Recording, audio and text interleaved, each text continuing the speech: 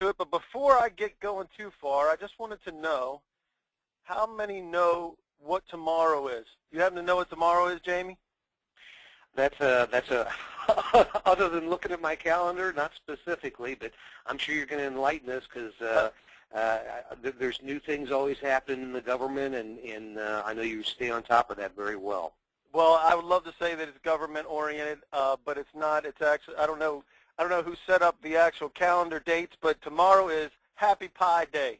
My daughter walked in today, and she said, "You know what tomorrow is?" I said, "I don't know," and she said it's Happy Pie Day, and I was like, "That's very funny."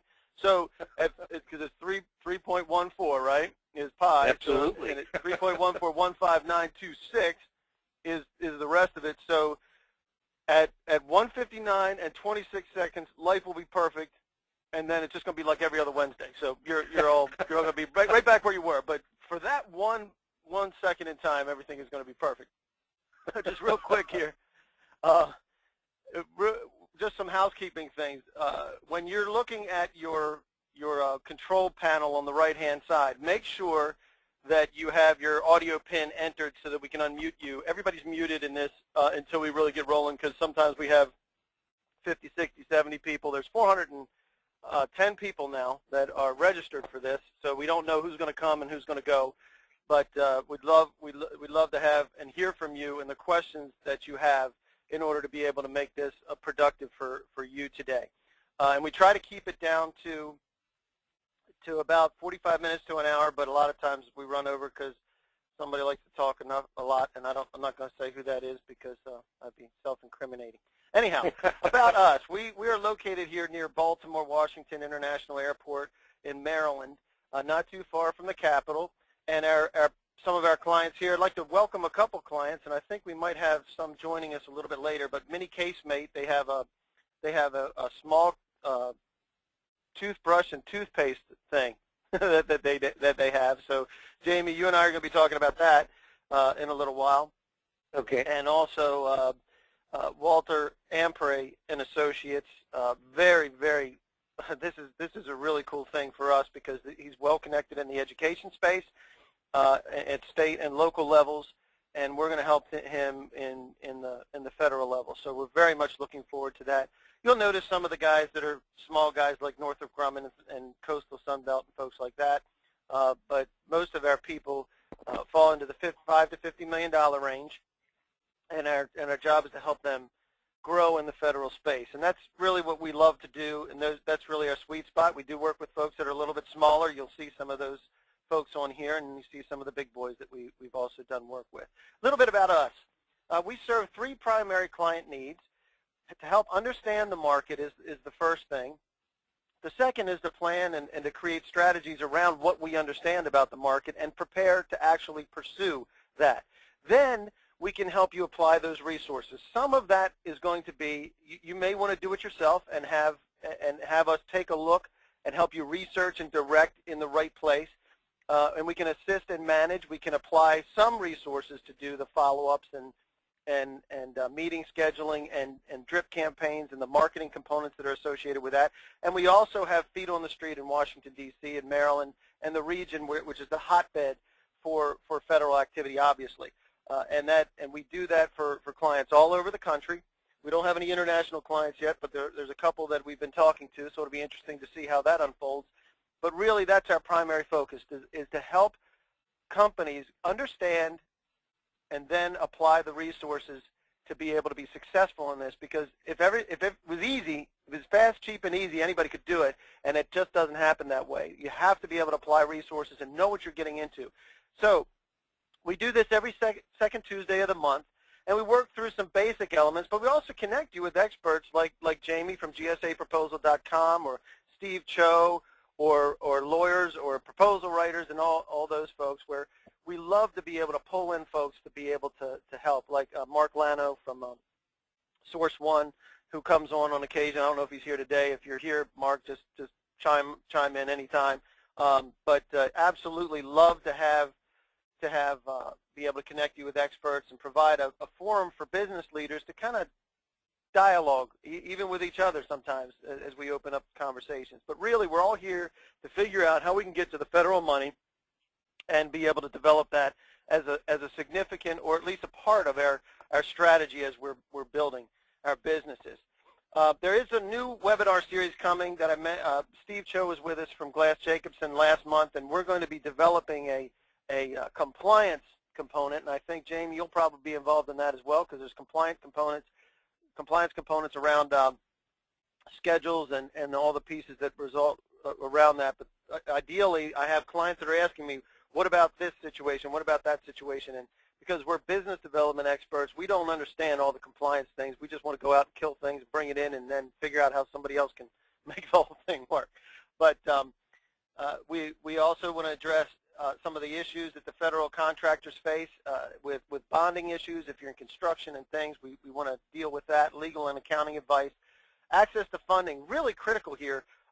If your bank doesn't understand federal contracting and you go to them and you tell them that you want a $3 or $4 million contract and you need to fund that, they may look at you like you have three heads. So we're going to be helping attach the expertise so that you can tell your bank what's really happening and they can feel comfortable about it, or you can find a bank that understands that, and we'll help connect that as well. So we'll watch for announcements in the Friends of the Firm update, and we'll keep you posted. Now, about this particular piece, we're going to fire hose you right here for this whole thing. We don't follow the pack. So if you're looking for somebody to give you the same information that you're hearing every place else, you're not going to find that here. We're looking for the ways to enter the federal space and decrease the amount of time that it takes, but be realistic about what it takes to do that. We'll provide you some business accelerators to get you running and give you help where you need it. I'm going to preface it by saying not necessarily where you think you need it. You cannot arbitrarily tell me what you want to do and how you want it to work if you're going to jump into the federal space. You have got to understand that first, and you can't arbitrarily set your spending limits based on what you feel comfortable with, because I'll tell you, you'll probably fail, and we'll talk about that in a little while. And you'll also hear shameless plugs about how ISI Federal, that's that company right there at the top, can help you get to the gold, which is in the bottom. So that's part of the shameless plugs. Since this is a free webinar, I'll take some artistic license there. So the objective here of this webinar specifically, should you get into this market? If no, this is great because I just saved you a whole lot of money. You can thank me and refer me to your friends, and I'm talking about $50,000, $60,000, $70,000, $100,000 that I saved you if you decide not to get into the federal market because of this. If it's yes, then we're going to talk about whether do-it-yourself with the right plan works for you, the assist model, management of overseeing what you do or doing the grunt work for you, or whether you need turnkey outsourced business development. And then if you're already in this market, because there's some of you folks that are already in this market trying to figure out if something is, since something's changing, if you're doing work with the DOD right now, I'm telling you, your life is changing. If you think that you're exempt because you're doing federal work, you're not exempt from the recession and the components and the budgeting crisis that we're in right now with budget cuts and what's happening in 2012. You're going to need to adapt the way that you're approaching the market if you're going to stay in this market. You cannot stay status quo. So then we'll talk about expanding in this market. Who else can you sell your wares to if you're doing products or services? Leveraging your past performance in other agencies. There's 471 agencies, sub-agencies, bureaus, and divisions within the federal government. It's not just the main ones. It's all these sub-agencies. There's plenty of places where there's money that's being allocated and spent that you can gain access to if you only knew that it was there. So that's one of the things that we're going to be dealing with, of finding out who buys what you sell and who are they buying from right now. How much of your money is going into your competitor's bank account right this minute? Wouldn't you like to know that? It'll really irritate you when you see it, but you really do want to know how they're doing that and who they're buying from. And one of the important things right now, especially right now, as you're gearing up for a federal strategy, you're really looking at September. September is when there's use it or lose it spending. If you're not starting to plan to get in front of these people right this minute, you're going to miss out. You're going to lose your opportunity. You'll have to wait till the next September to really get your bang for the buck. So how can you reach them? We're going to talk today about how they weed you out, what they need to see from you, and how you can meet their needs. And it's not necessarily what you sell that meets their needs. So we'll be talking about that as well. So we'll talk about how ISI Federal can help to help get you started, help keep you moving, and help you grow. And that's our job, is to help on that front. Why are we here? It's the enormous federal market. It's $425 billion, 2.5 million contracts in a year. There's 23% that are set aside for small business. Most of the folks that are here with us today are small businesses, I would assume. They buy everything. The federal government buys everything all over the world. And there's 85,000 buyers and 470, I think it's 471, but whatever. And they are the #1 customer in the world. And this is the reason why everybody's here today.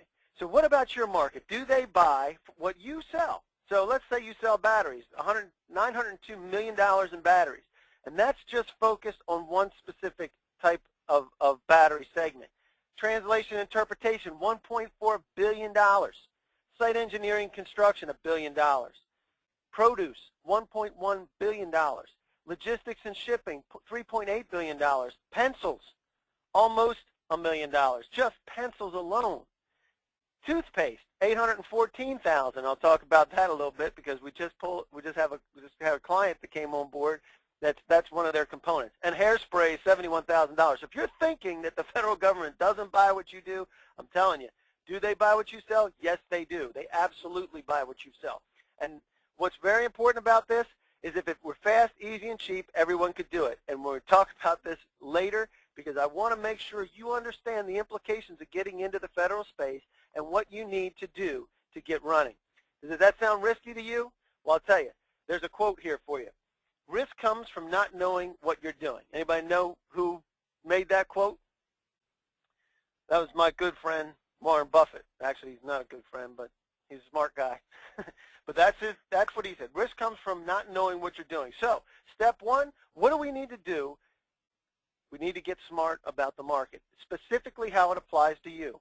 We have a process that we use. Every one of our clients goes through this same process. I want to show you what that process is so that you can then identify how we then proceed to develop the plan and a strategy around that and the pursuit of that market. So first we're going to identify your market. We're going to identify your competition. We're going to identify key contacts within that. So your market, let's say that this is true. This is real data that came from Janus Associates Intelligence that we did last year. And if you take a look here, we have $9.4 billion in IT spending. And some of that is falling within the security components that they do. So what we did is we took a look at that. There's a lot of that fall in the security components, as a matter of fact. But you take a look at the total contracts, 40,000, and 234,000 is the average size contract. So some of those are going to be very large. So we take a look at this and say, is that really, if we're identifying this, if you're any like red-blooded capitalist, you're thinking, okay, somewhere $9 billion, 1% is $900 million, 1/10 of 1% is $90 million, 1/100th of 1% is $9 million, and half of that is $4.5 million. You're like, okay, does that sound realistic? Can I get some of that? And the answer is, well, that depends.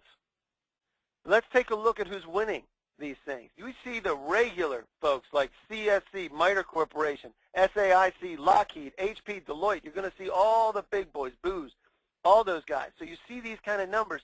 Can you realistically compete for $248 million worth? You can't do that because you aren't CSC. You aren't the MITRE Corporation or SAIC. You're not those guys. However, let's turn this around a little bit and look at it a different way. Instead of looking at how much the total is by total wins, this is sorted by total wins, let's take a look at the number of contracts that are there.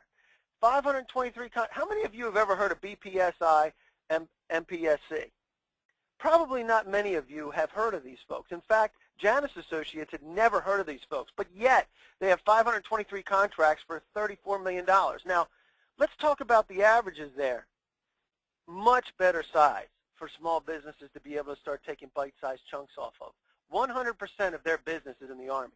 So they could be in a little bit of trouble right now with their IT resources. Maybe not, because it's evident that they're under the tent. They actually supply the services to bring soldiers back that are killed in action. That's how they got in, but this is IT spending. How does that work? It happens because they had a relationship, they grew that account, and now they're booking $35 million a year in IT because they started an IT component. That makes perfect sense. Let's also talk about some of these other folks that wind up on this list. Number 20 on this list, KT Consulting with 174 contracts for $5.9 million, or 150 contracts for $2.2 million. Love these. Love these. Why? Because they're flying under the radar. Deloitte, they don't even care about this. Lockheed, they don't care about that. You book $2.2 million on 150 contracts, they're like, that's way too much work for me. The big boys, this isn't where the big boys are playing. This is where small companies can get in, get started, get moving, and get contracts and build their base of business and build a nice-sized business in the federal government. That's the kind of stuff that affects your bottom line, right? If you're talking $2.2 million, absolutely. Now, they didn't do that overnight, though, folks. They didn't get in that position overnight. They worked at it. There's a plan. They did all the right things. I'm telling you they did the right things because I'm looking at the evidence right here. Let's talk about the types of agencies. Now, you know Department of the Army and guys like that, but what about the Center for Medicare and Medicaid, Bureau of Customs and Border Control? How about Food and Nutrition Service, Millennium Challenge Corporation? Who are these things? Who are these folks? Have you ever heard of these folks? Then you know, Office of Thrift Supervision, U.S. Marshal Service. Sure, we hear, Tommy Lee Jones doing the U.S. Marshal Service. You understand that conceptually. But how do they buy services that you sell? So this is where we start to look at the different agencies, the ones that are flying under the radar that aren't getting their doors beat down every day by people trying to get there. So there's over 24 agencies. There's 24 agencies that have over $100 million in spend. 70 agencies over $10 million in spend. That's in IT services, by the way. 118 agencies over $1 million. So what is it about that we can't tap into? You don't have to look at what's happening there. What about your competition? Everybody thinks that there's a lot of competitors out there. Are there a lot of competitors in your space? Great question. Here's the breakdown for this. Take a look at these numbers. Take a look at these. This number of offers received on RFPs. So that's full and open competition, theoretically. It's out there. They put it out for competition, and yet $7.7 billion goes to 82%, or less than 5 competitors. How can that possibly be?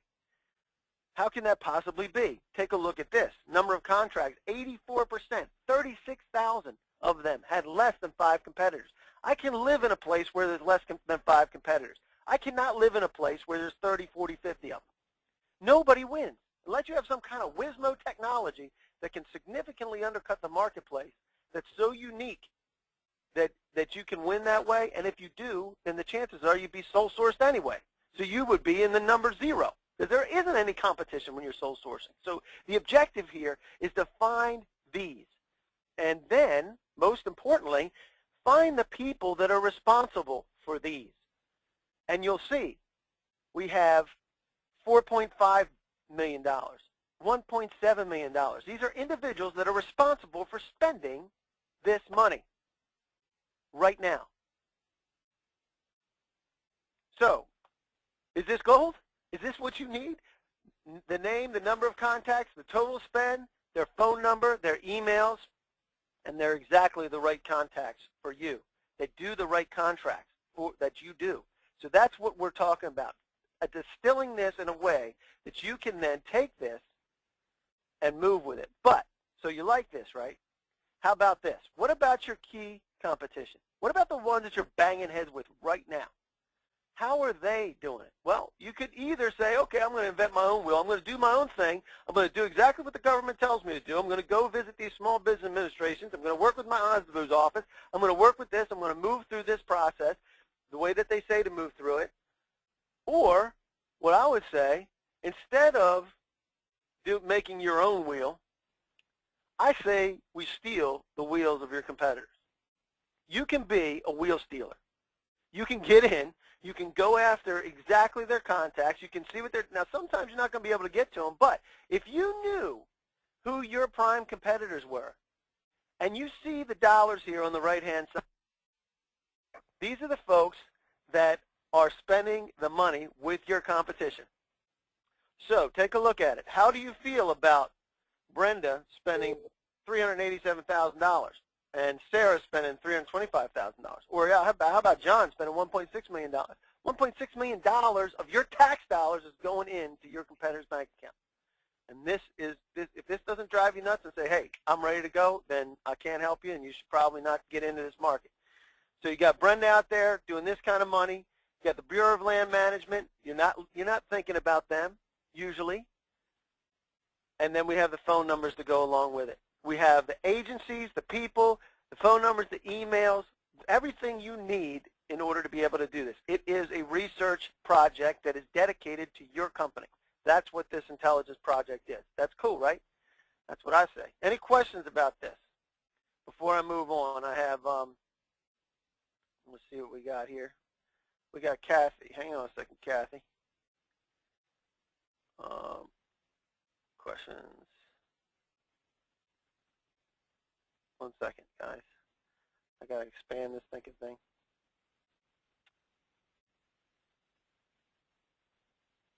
Wow. We have John Szymanski here with STSC, a former warranted contracting officer and CIO for the government. Woo! He had the largest IT contract in the Middle East, $1.2 billion value, and numerous others. If you need me on the FAR, let me know. Absolutely. Let's, John, absolutely would love to talk with you. Let's take that offline, and I really appreciate that. And we will absolutely talk about that. Any questions about this particular piece? If you have them, you can chat them on the side, or you can raise your hand, and I will plug you in. And I want to see. That was from. I didn't see yours, Kathy. Hold on a second. Did I just miss it? Hang on. I'm still. How do you unmute? Oh, I unmute you. So hold on a second. I'll get you unmuted. 1 second. That's a great question. I will unmute you so you can ask me a question. Kathy, you there? Kathy Daugherty? I'm not sure if you're. See, I got you unmuted. So if you get yourself unmuted over there, I can probably get you in there. Make sure your audio pin is in. I think it is. It should be in, so you can just, if you need to talk, that's no big deal. So I'm just checking to see if there's any other questions. There's a question about what do I think of Fed Biz Ops. I will absolutely get to that. I have a meeting with an Oz to build. What does that mean? I'll I'll get to that as well. Hang on. I will absolutely get to those. So that's part of our conversation a little bit later. So as far as the folks that are doing this buying, who are these folks? What do they do? And how do they make their decisions? And I will absolutely want to hear from John, because this is a process. If he was a warranted contracting officer, I want to hear if we're doing it the right way. Hang on 1 second. Let me unmute John. John, are you there? Oop, you there, John? Hey, I got some kind of crazy feedback going on. Are you on your computer? Man, I can't unmute you. If you try to dial in on the phone number, I could probably do a little bit better, because a lot of times there's some feedback that comes back through there. I'm going to try one more time. Hey, John? Oh. Yeah, can you hear me now, Dave? There it is. Yeah, I got you. Good. So, John, tell me about you. Okay, yeah. Okay, first off, I came to Ricky at STSC. I've been in the government for 30 years. I was a warranted contracting officer for numerous IT contracts in the Middle East for the Gulf War's efforts over there.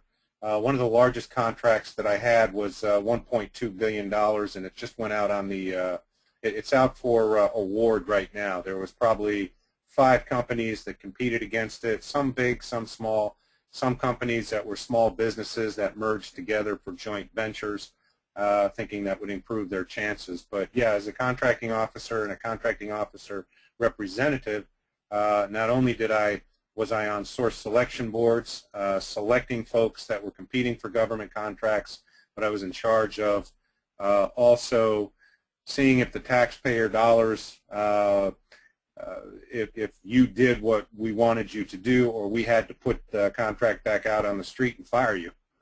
So I've been through all of those. trained. And that does happen, right? It does happen. Oh, it absolutely happens. You go through a cure notice process, and if you don't correct yourself within 30 days, then you might as well consider that even though you got awarded a contract for a year, by congressional mandate, IT contracts, and I'm not speaking for all federal contracts, IT contracts cannot exceed a 2-year period. Most are written with 1-year award periods and then option years built into it, so that if you perform well, the option year is exercised year 2, year 3, year 4, and year 5. And normally they would be exercised. If normally, yeah, because it's a pain to go back out to redo it, right?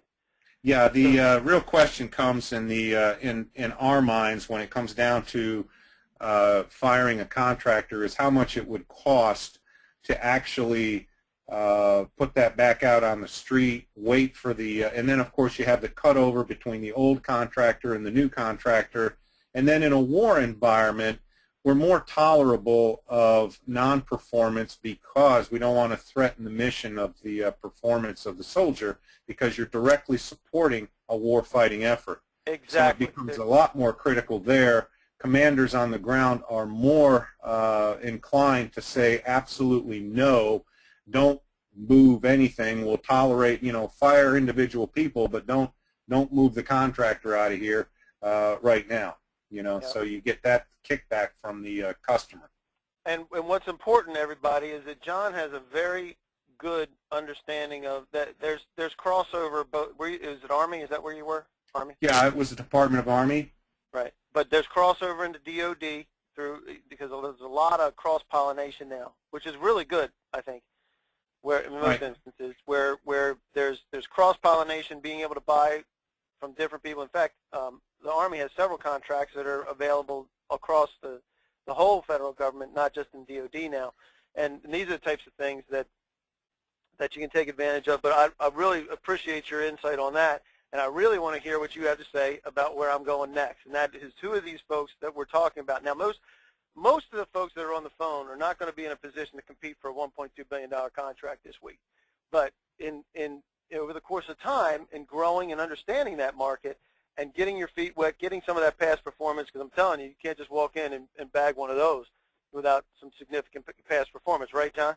Right, but keep in mind I also had probably 30 other contracts valued at $500,000 or less. Gotta love those. Which I could award directly. I had the authority not to have to go back to compete some of those as well. Did you hear that, everybody? $500,000 that didn't have to go out to compete completely, right? That's what we heard. Correct. So we don't have to go through the procurement process per se. Per se.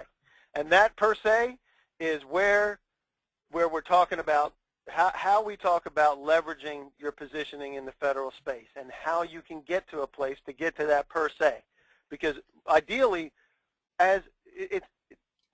hold on, let me dive into this, because I'm so jazzed, because you and I have never spoken before, right? No. This is Rick asked me to come up here today, and this is the first time I've met you. Okay, super. Well, this is great, because I love these, because either you're going to throw the BS flag on me, or we're going to agree, and we may not agree entirely, but I want you to be absolutely truthful in everything that you say, and I want you to put me on the whipping post if you have to. Okay? No problem. I wouldn't do that.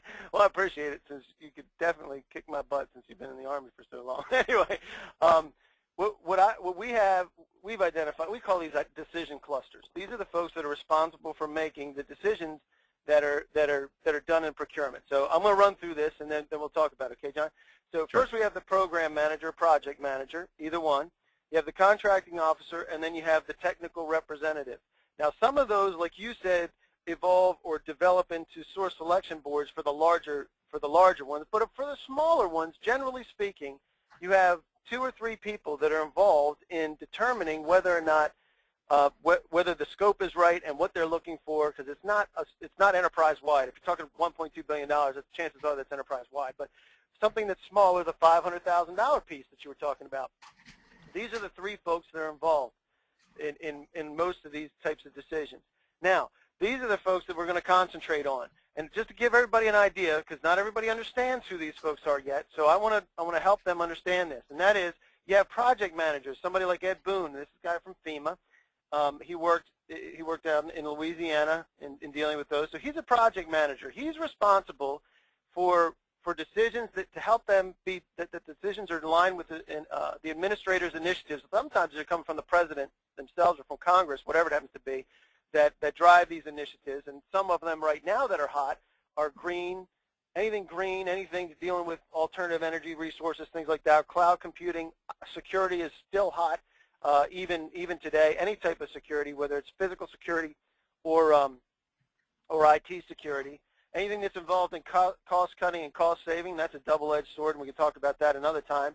But the political things that are being driven down through the organizations. There's a huge change in Army Corps of Engineer contracting, and there's political ramifications as a result of that. These folks are measured by agency-driven performing metrics. They're not uniform across the government. So they are responsible for finding new ideas, and they're influenceable. The way that they get their information is from guys like you and me, and giving them insight on what's new out there and how things are operating outside of the federal space. It's influencing from a scope standpoint, especially. That's where we really want to live, is helping to influence the scope in some form or fashion. Now, does this happen, John?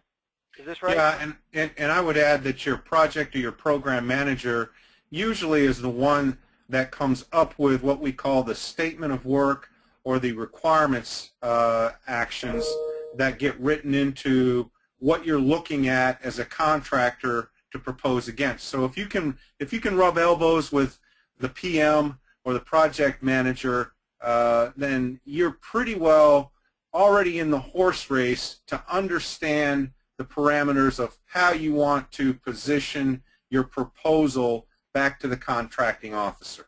Exactly. And we can expand upon that in just a minute, because we're going to talk about the next people here, the contracting officers. Here's Libby. She works with the 628th Contracting Squadron. She's a contracting officer, and they're busy. And I think most of these folks are busy. I know some people think they're busy, but most of the people are busy. I get communications from contracting officers on weekends at 11:30 at night. And this isn't just in September. September, all bets are off. Everybody's running around like crazy people in September because it's fiscal year end. But they're busy. They will not teach you how to work with them. Most of them are not willing to do that. These folks are risk averse. They're absolutely making sure that they're not risking the taxpayer dollar. Their job is to move paper, and I'm not diminishing their job. But I want to explain exactly what this means. They are experts in identifying how to procure. They're not experts in identifying the best IT resource, because they don't really understand those IT resources in most instances. Some of them may have some cross knowledge, but most of them not. They select the purchasing mechanism, whether it's going to be a full-blown RFP, if they're going to ride on a BPA, if they're going to use GSA, IDIQ, GWAX, whatever they happen to be. They select the mechanism for how these things are going to be procured. They are responsible for developing the contract documents. That includes making sure they're in compliance with the FAR and establishing the overall process of how things are going to work, when the questions are going to be asked, the timing of things. They do want to find the fastest way to purchase, and they often administer the contract post-award so that they're engaged with the vendor throughout the course of that, in most instances, but not all. Then we have the contracting officer technical representative, the COTAR. Here's Steve. He works with NASA. He's responsible. He's down at the Goddard Space Flight Center, and he's responsible for, these folks are busy, or at least think they are. The authority is granted from the CEO. However, they usually report up through the project manager and the program manager, because they have some technical expertise in being able to understand what's supposed to be involved in this as well. They're also risk averse. They assist in assembling the technical requirements to make sure that they're asking the right questions, and they're bouncing those off of government standards, similar purchases that are out there, and looking for certifications, which can be driven into the scope or driven by the scope. And these are places where John was just talking about. If you're rubbing elbows with the program manager, the COTAR, somebody that's involved in the technical requirements component, is being able to help them understand why it really makes sense, if you're going to manage a Microsoft network, that you have Microsoft certified engineers. I know that's high level, really everybody's a Microsoft engineer now, but really some of the specialized certifications that are needed in order to be able to help make sure that that project is secure. And that is beneficial to both the folks in procurement and the companies that are presenting those things. They assist in the mandatory requirements, so there are some things that are absolutely going to be mandatory, where the products are manufactured, those types of things, making sure that all the T's and C's are done. And these folks are develop into these decision clusters. You have your program managers over here, you have your contracting officers and your COTARs, and you have a lot of you know, your Eds, your Lilies, your Steves out there, and they get together for a particular procurement. Now, this isn't every one of them.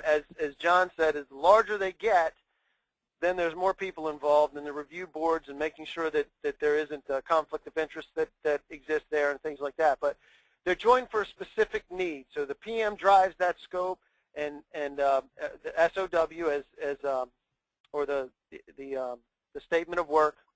Also, they're all synonymous for your particular project or something that's particularly good for your company. And these folks exist all over the place. They wind up popping up, and these people wind up congregating, and they constantly move and they constantly form for different types of procurement needs.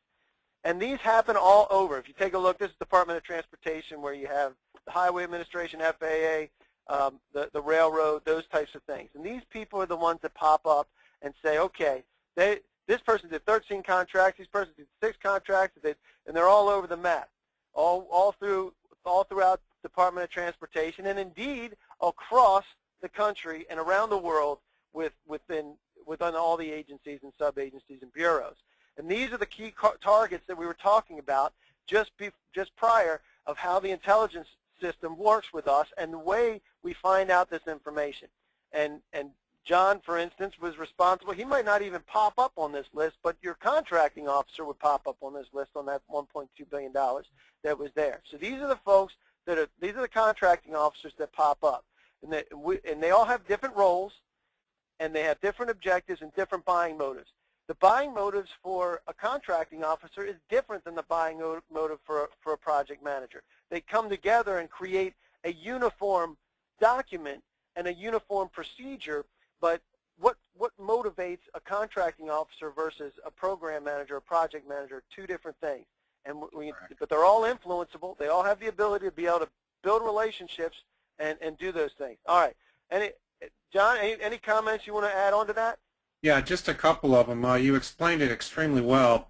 The motivation behind the contracting officer, keep in mind, is to keep the contract legal and in accordance with the federal acquisition regulations so that the process can't be contested and remains legal. One of the main things that a contracting officer, and only a contracting officer, does is negotiate with the contractor. If there is a dispute, a contract dispute, if there's something where the contractor refuses to work, or if there's a work stoppage where the government no longer wants the services of the contractor for some serious reason, the contracting officer has to do that. The COTAR, also known as a COR, a contracting officer representative, mainly is there to ensure the technical aspect of the contract is executed by the contractor and actually rates the contractor's performance, or usually if it's a performance-based contract, that's the individual that will grant the scores and provide performance incentives. If you get a 99.9, and you're going to get 1% per month of the value of the contract as an award, then that's the individual that's going to do that. And the program manager, of course, is the one that has to go back and say to the contracting officer, I have funds available, but only the contracting officer can spend the money and obligate the funds on a contract. So it all goes back to the KO, if you will. We called it in the Army, even though it's CO, the contracting officer, to spend the money and obligate those funds, which makes the whole thing go. Exactly. And so now all of them are important, though. every single one of those people are important, and every one of those people, as you're working with them, after you get under the tent, that's the term, right? You get under the tent and you're working with these people, you get to know them, and you're working with them, and you're building those relationships continually so that, one, they understand that you are performing well, even when things go wrong. You know, do things go wrong? Absolutely, things go wrong. The question is how you're going to fix it when things go wrong, and how much of that is driven by scope creep or something that's not involved in the scope, but the program manager thought it should be or was, and then there's some places where you might have some tug back and forth, but ideally, building the relationships with those people, very critical. And if the one that's spending the money, you got to know that person. We have had situations where we were very highly favored from the program manager and project manager standpoint. But the contracting officer had a relationship or knew about somebody else, and he can decide sometimes where this stuff gets competed, right, John? You can decide who is going to be competed. And if they know somebody, then you got to make sure you know all these people, or do your best to know these people. You can't know everybody all the time, but do your best to understand their buying motives so that you can cater to those. And absolutely, when I was talking about the risk-averse component for the contracting officer, that's exactly right. They know that they're on the hook for making sure that it's not contested. So that's where, if there's a gray area, they're staying away from a gray area. They're going right in black and white. They're going to stay out of that and make sure that they can get there. Now there's a whole bunch of folks out there, and they think different. Their buying moves are slightly different, and that's why it gets down to individuals. And that's why it's a sales effort. There's nothing cookie cutter about dealing with federal government procurement, because you have to approach it as every one of those folks is a slightly different way of interpreting how they go about their job, and they have different authorities. You have the authority to be able to say, okay, this is a $500,000 contract. I can do this how I wish, or within reason. I mean, you can't just give the money away, but you can select exactly how you want that procurement to go about. And this is perfect for everybody. I love when we have folks like you, John, and I love the fact that we don't talk about it before we start. Any other questions real quick before, let me just bounce this up and see if we have any. Surprise, Dave. Kathy says, my computer's not cooperating. I'm owner of a economically disadvantaged, woman-owned small business, 8A environmental engineering company. Remediation. I got to talk with you. Oh, no, we'll talk. She says the biggest problem is with our NAICS code, the government always choose less than 500 employees versus $14 million size standards. Well, yes, some of the NAICS codes, that's a really detailed question, but some of the NAICS codes that are out there, how do you say that, by the way, John? How do you say that, N-A-I-C-S? Well, we just call it the NAICS code. NAICS code. So NAICS, like nasal. NAICS. I've heard NAICS, NAICS, I've heard everything. I go with NAICS because that's what it looks like to me. But anyway, Kathy, let's take that offline. I will respond to you specifically on that, but that's a detailed question, and I'll supply some other NAICS codes for you that you should be looking at, and the contracting officer can determine what NAICS code that goes out under, can't they, John? Yeah, they do. In fact, there's a couple of ways around that, but if you'd like, I can go off and tell you exactly what codes should be using. Depends on the financial makeup of your company and your employees. How many? And yes, and what that market looks like. And there's depending, there's a lot that's wrapped up in that question. So I'm gonna defer that. Kathy, let's make sure we get together on a sidebar, because otherwise everybody else's eyes are going to glaze over if we go down that path. So let me jump back in here. That was a great question, and I will get back to that. So we've already identified those things. You know where there's a market for your company. You know who's spending the money. You know who's buying from your competition. Drives me nuts.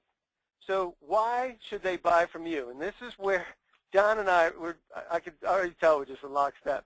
This is one of the ways, and this is practical advice, folks. This is where we're going into something practical that you can take away from today on how to do this. One of the ways is how procurement weeds you out when you're doing things. First of all, they don't know you or they don't like you. You're not going anywhere if they don't know you and they don't like you. They're not going to point and click and search CCR to find you. That's a fact.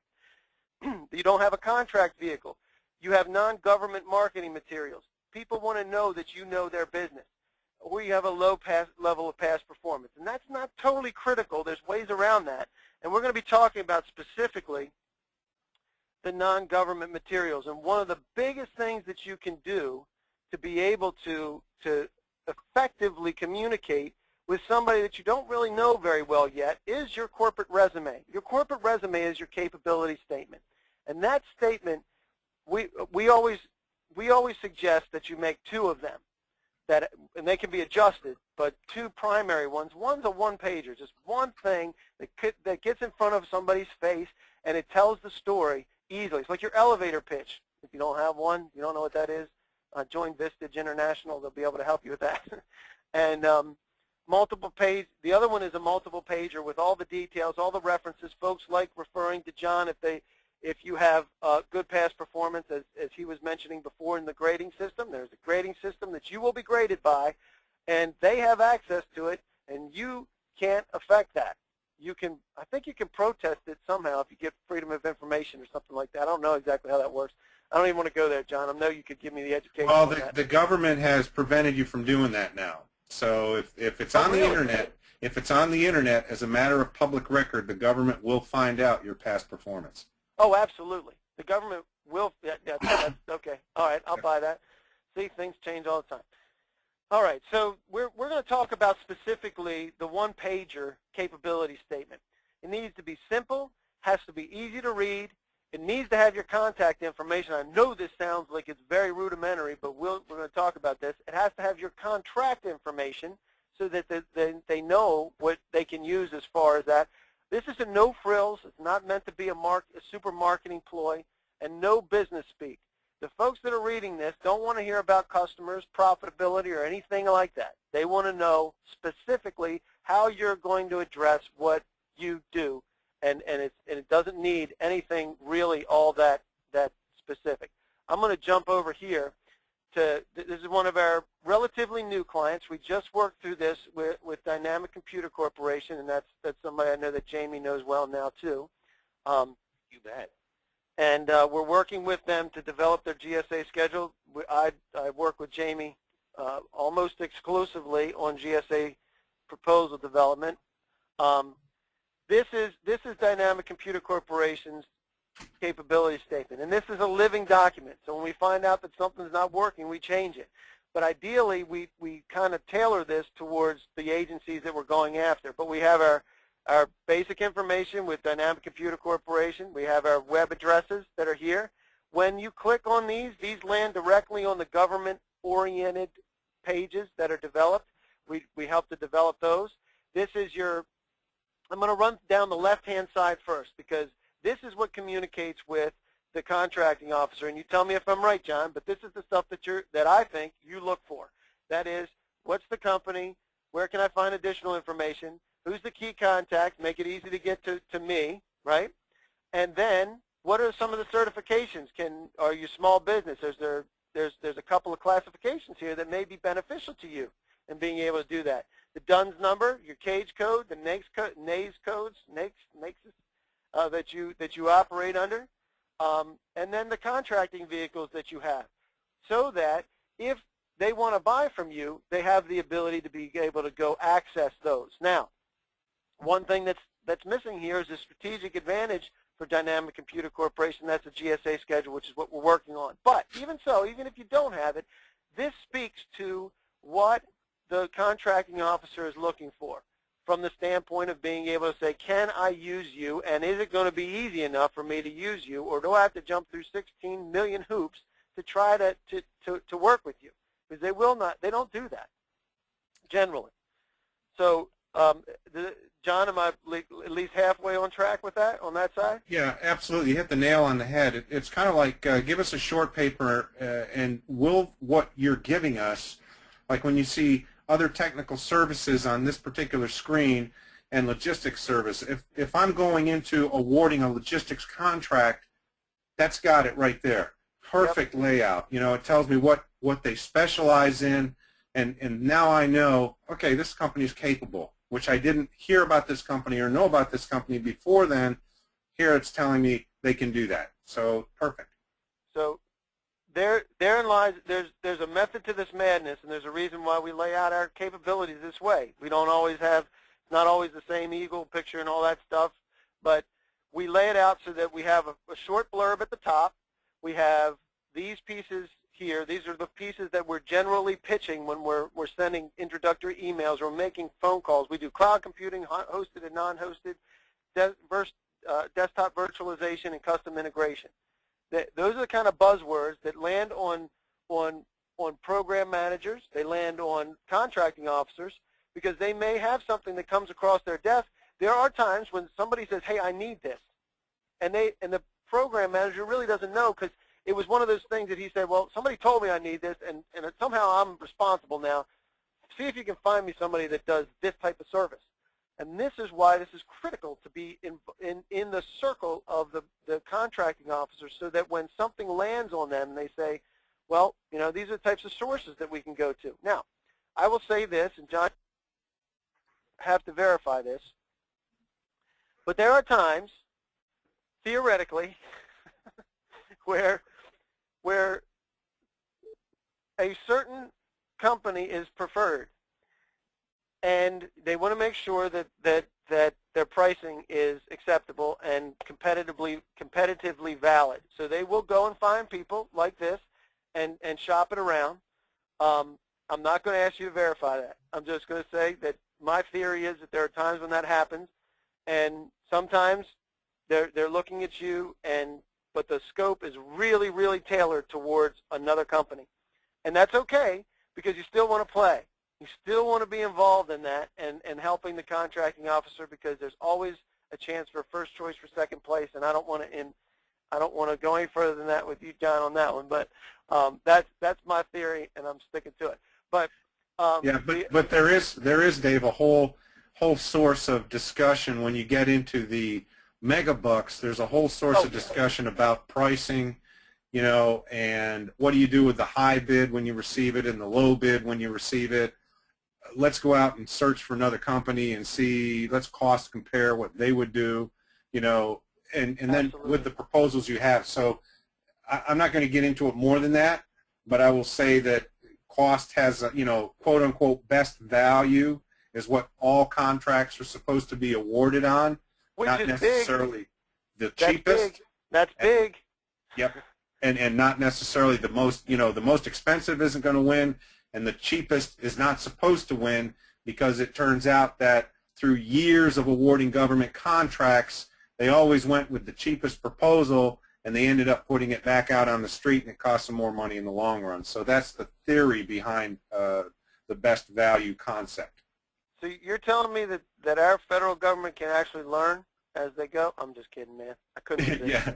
Yeah, they do have, we do have GSA scheduled people that come in and look at your rates, your RAP rates, and see if they're reasonable or not. Yes, and there's a whole method to that madness too, because GSA wants to try to beat you up as best they can, which can significantly impact your ability to be able to perform. So correct. It's important when you're doing this and you're developing your federal strategy that you consider the motivations behind and how these people get measured, because GSA people, that's like a quasi sales organization, quite frankly. It's a methodology to be able to be able to procure. It's a method of procurement is using GSA, and GSA's value is that they go out and they do the negotiations for you so that you don't have to, and then you use their schedule and you pay them 0.75% to use that and there's different pricings for different contract vehicles. So I don't want to get into all that stuff, because the people will definitely jump off a bridge if we do that. But but getting back to the capabilities, we have this is what you mentioned: other technical services, logistics services. So we're leading with these, And these can change, folks. These don't have to be solid, because if you're marketing to somebody and they say we need IT imaging solutions, you're not going to put that there. Or they need design planning. You're going to pull that up here, plug it in up top here. Make this a flexible document. Make it so that you can change it and then get that out to them when they need it. And believe me, if they ask you, do you do, they really want to know, do you do? That's like one of the hottest questions you could possibly have from a contracting officer or anybody in the government. If they ask the question, do you do? That means something's sitting on their desk right that second, and you need to figure out how you can best position your company as quickly as possible. So then we look at some of the other specialty products. I put in some graphics here. Graphics are non-optional. These people read courier text all day long. So it doesn't have to be sexy, guys. So we also throw in some here, just some verbiage. Here's something that's important to both the contracting officer and the program manager. Tell me about what you've done in the past. And here's a little success story to say, if you really want to know, here, you can read a little bit more here. Most of the time, they're not going to get here. They're going to look at a few places. They're going to say, okay, where are you in the world? They're going to say, how can I find some more information? What are your key components that you're telling me you do? How can I get to you and contact you? If I need to look you up, I can look you up this way in CCR and find out some more information, or I could go to that past performance record and see what's been booked in other contracts as well. And tell me about your contract vehicles, how easy it is for me to be able to purchase from you. Most of the time, that's what you're going to get. All the rest of it is like wah, wah, wah, wah, Charlie Brown. If you're not focused, this is why this side is focused on the contracting officer. This side is focused on the people that care about the deliverables. So that's our recommendation. You can take it for wherever you want, but that's the process that we follow. We develop our capability statements for our clients. I'm going to get back here. Here's another capability thing. We already talked about this. Every agency is different. If you know the agency's initiatives, you can formulate your capabilities around that and tailor that so that it formulates to the agency's forecast and focus. You can go. It's all public data most of the time. I think their forecasting is worse than weathermen, but that's just me. And if you do your follow-up with the changes, every time that you make a change to your capability statement, if you add something else, a new contract vehicle, a new supplier, a new process you develop, use that as a touch point for the people that you're trying to keep in touch with all the time. We call it a ping cycle. We say, okay, we're going to touch these people once a month. And they may get to a place where they say, Dave, I never want to talk to you again. But usually they don't, because I'm at least a half-nice kind of guy, and I try to do my best to help. And so we build relationships over time. It's very rare that you send out your capabilities and somebody says, I have been dying to meet with you. As a matter of fact, I think we should get married right now. I got something right here. It's $10 billion for you right now. Not happening. Think about it as a dating process. You get to meet somebody, you figure out, hey, do I really like that person? Is that somebody I can trust? And that happens with face-to-face meetings, phone calls, emails going back and forth. Persistence is critical in this, and making sure that you do this regularly and that you understand your target customer. Okay, one more time. Target customer is risk-averse. Give them cover. They're busy. Make it easy for them. They're not willing to train you, so know your stuff when you're going in there. They buy everything, not just what you sell, and this is really important to know. You need to give them the technical information they need to make the best choice, which is you. That's where you can feed and influence, if for lack of a better word, influence that decision-making process. Here's the deal. Nobody hires from a resume. You need to get a meeting. You need to understand them, understand their buying motives. I'm talking about overall from an organizational standpoint and also individually. What makes them make decisions? Why did they buy the car they bought? How come they do what they do? What makes their life easier? What helps them in a given day? And those are the things that are very important. Get to know them. You can influence the scope or the SOW, the project specifics. You'll get information early on project specifics so that you know how to tailor those things, and you can help them help yourself understand the technical requirements, because sometimes they'll ask things that you don't understand. You can ask them. If it's not on the street yet, you can ask them specific questions. Respect them. This is really critical. So many times I hear people say, well, all they do is they don't do anything for me, and I pay their salary. I've actually heard one of the protests. You gotta love this, John. You're at a protest, somebody walk in, and say, listen, I pay your salary. Could you imagine going into a negotiation saying that? No. It's incredible. It's unbelievable. But I know you've heard things, and Yeah. you could write a book 10 times over on the stupid things people say when they go to approach people. But they do. They hold the keys to millions of dollars, and some of those dollars could be yours if you play things right. All right. Hey, Any questions? Yep. Can I just interject to back you up on that last couple of slides? At least 2 hours of the day, of every day, was spent with vendors or contractors coming in just to meet me, just to tell me what their company offered. If there were any opportunities, this is what they could offer me. So everything you just said is right on tap. Good business developers within a company will go out and find those key contracting officers or key program managers and let them know their services are available, what type of services or their expertise is in their company may offer. And believe it or not, I would take their card, develop a Rolodex type card, and when I needed something, I'd pull in. And if I had to have 4 or 5 proposals because it was over a certain dollar value, I would call these companies in and say, here you go, this is the requirement. So it actually would result in business. That is exactly right. That's what as a business developer, that's what I see. And it's no different. The objective, if you know that there's a fit, here's the deal. If you know that there's a fit with what you do with what they buy, that's 90% of the equation.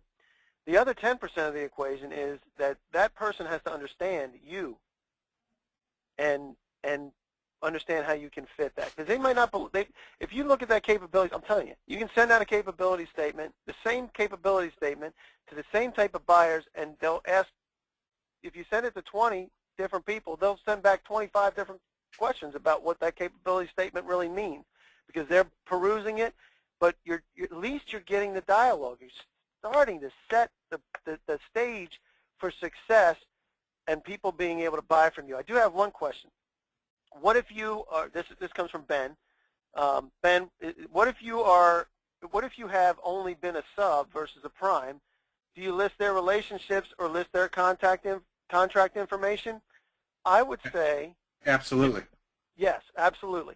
And the reason being is that it's kind of like riding on somebody's coattails or kind of gaining access through the entrance of others. Now, some of the folks might not be all that impressed by that, but generally most of the contracting officers, program managers know that if you're a sub to a prime and you're fulfilling the work of the prime, then there's a given overhead that the prime is taking and profitability the prime is taking that you may be able to usurp theoretically.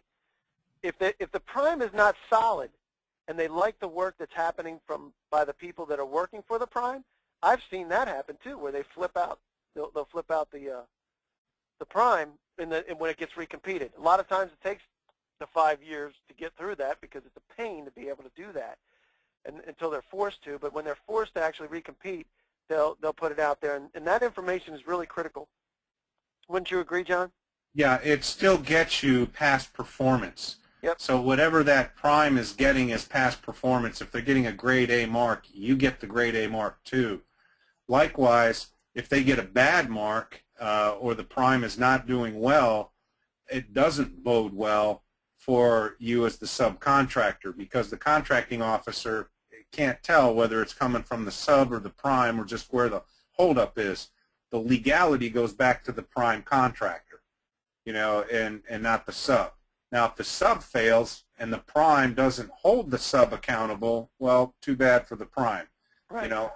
But that's correct, and generally you don't hear a lot of failed stories because there just isn't a lot of government oversight on these contracts, especially when you get up into the $500 million, 500 million plus contract tools. You don't hear about a whole lot of failure. No.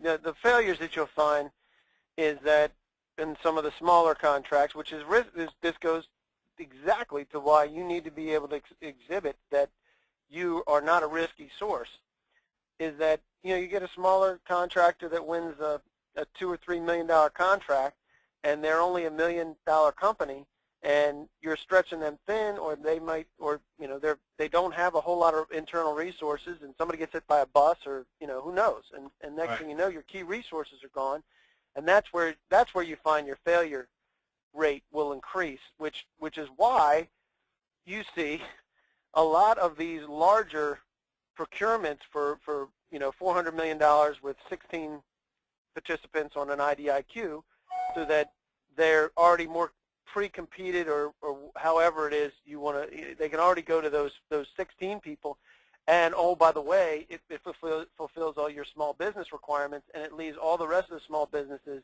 out in the cold, more or less, because that's a rock solid. That IDIQ is rock solid. We can go. That's a whole different procurement mechanism kind of thing. But and I don't want to go there.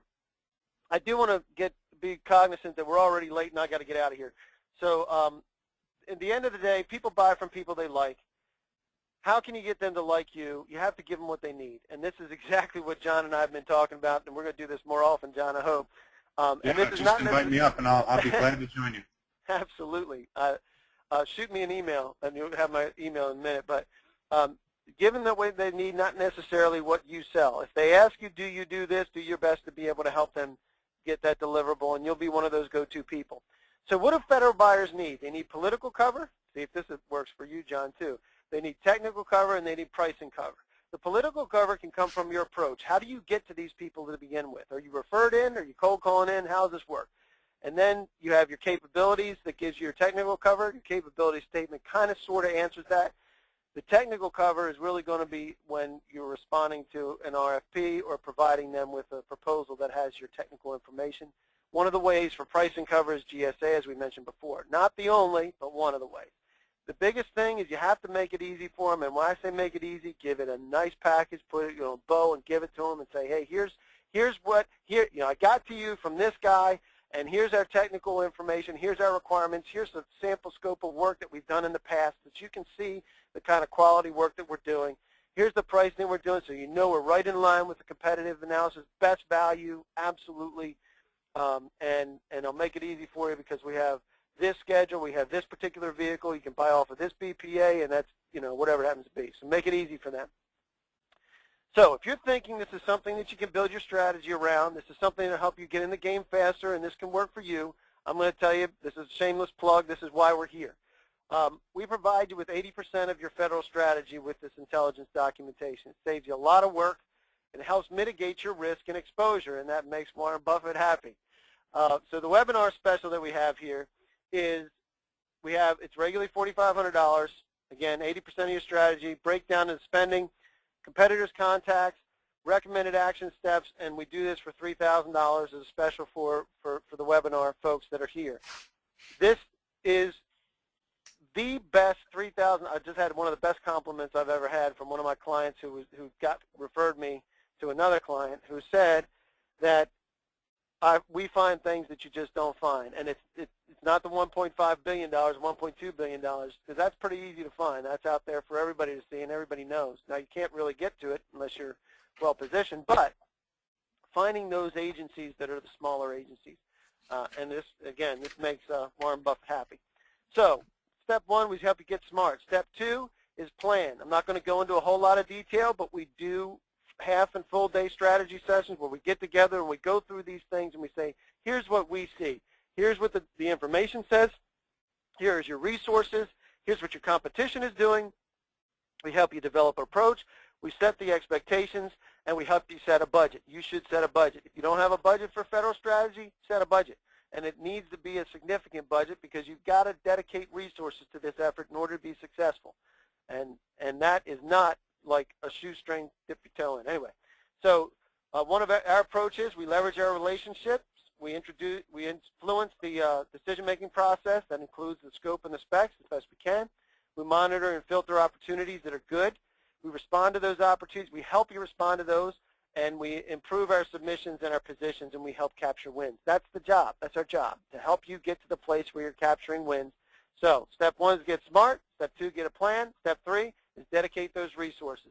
Most companies fail, and this is critical for you folks to know that are not in the space yet.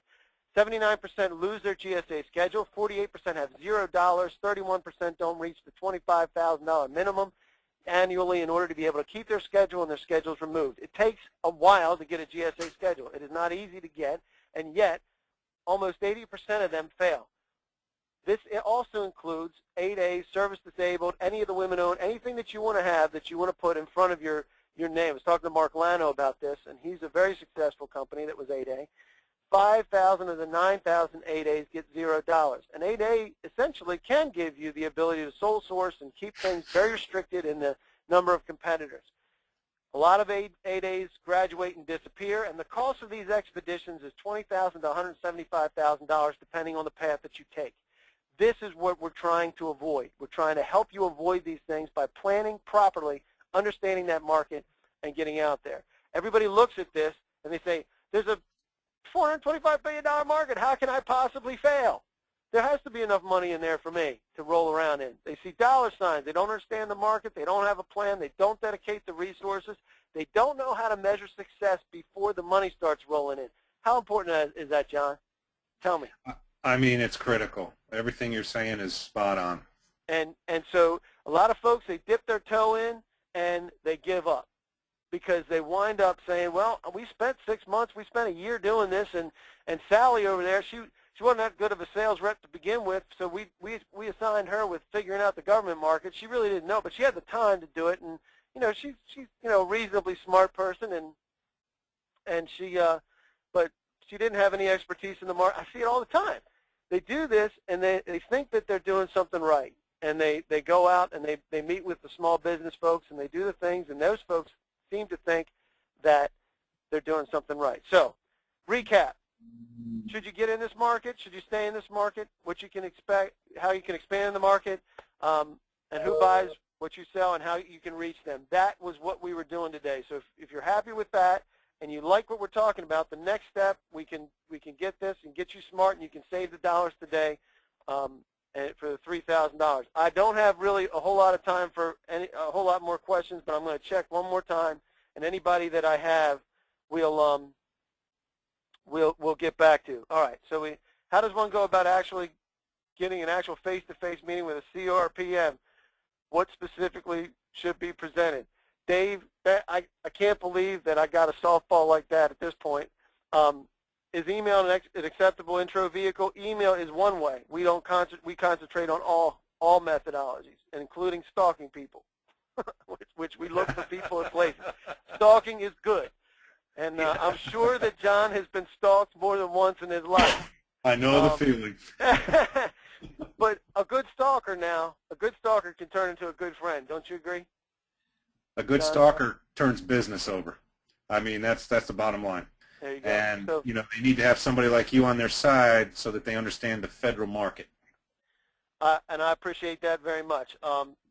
My contact information is here. I have a meeting at 1 o'clock in Greenbelt that I've got to get down to. So I need to bolt. But John, I can't thank you enough for posting. And I love this because this happens regularly with us. Love the fact that we can go down and dive into some of these things. And I'm hoping that the folks that are still here enjoyed that, because I really appreciate it, first of all, and secondly, I think it's a super value to the folks that come in here. Sure, there's a pitch for my stuff, but really love the fact that we can help educate people and get them on track. And you're going to shoot me an email. We're going to connect. Where are you located, by the way? I'm located in Tyson's Corner, Virginia. Oh, jeepers, that's right around the corner. So you and I will be getting together, I'm sure.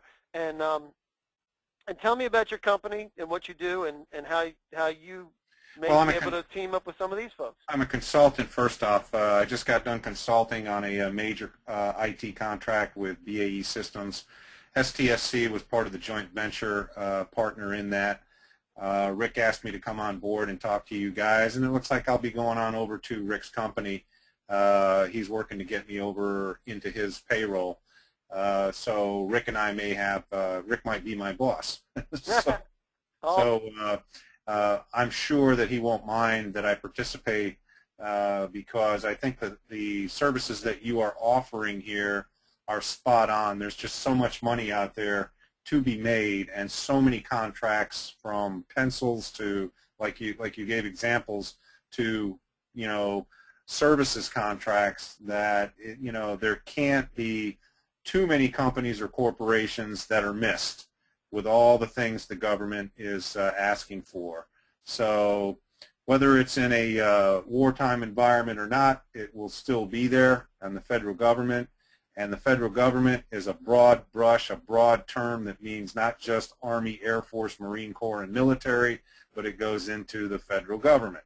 Absolutely. So, I think it's a great service that you're offering, and I volunteer to, whenever you need me, come up here and add anything, questions and answers, if you have those as well, and you want me to stay on for those, just let me know.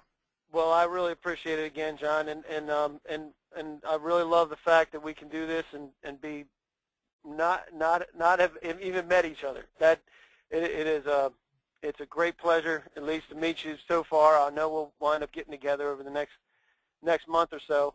I'm out of town some of this week. Kathy Doherty asked for information on the intelligence report. I will absolutely send that out. I have some samples that I will send you, Kathy.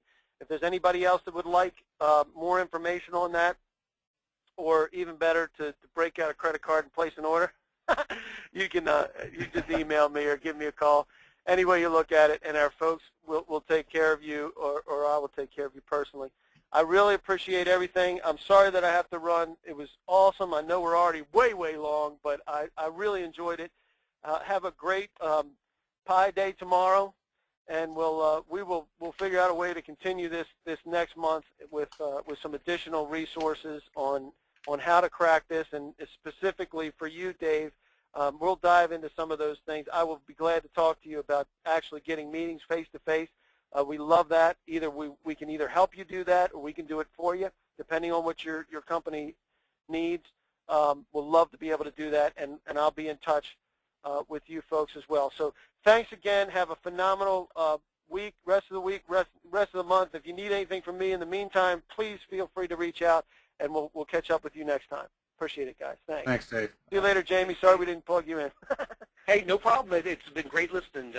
Good insight from John on the inside of the fence, and it's been a great webinar. All right, great. Thanks, guys. I'll see you. Yep. Bye-bye.